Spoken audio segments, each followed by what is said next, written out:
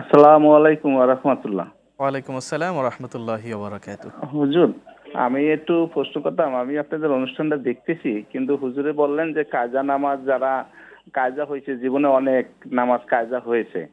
তো সেই ক্ষেত্রে আপনার ফরজটা কি বলে নফল নামাজ পড়তে হুজুরে বেশি বেশি বলছেন।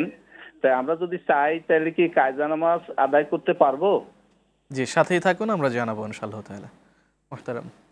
বলছে কিন্তু ৪ রাকাত করে নাকি? না, উনি জানতে চেয়েছেন যে বিশেষ করে যখন আমাদের নামাজ কাজা হয়ে যায়, হ্যাঁ। তখন তো আমরা নফল নামাজের মাধ্যমে ওলামায়ে কেরামের কাছ থেকে, এমনকি আজকে আপনার থেকেও আমরা উপদেশ হ্যাঁ, আমি পেলাম। সেটাই বলছিলাম যে উমরি কাজার কথা বলেছি। এমনি কিন্তু যদি একজন মানুষের ২ দিন ১ দিন বা ৫ ওয়াক্ত নামাজ, ৩ ওয়াক্ত ৪ ওয়াক্ত নামাজ কাজা হয়ে যায়, সেক্ষেত্রে এগুলো নামাজগুলো তো অবশ্যই মানে আদায় করে নিতে হবে। তো এর একটা তারতিব আছে।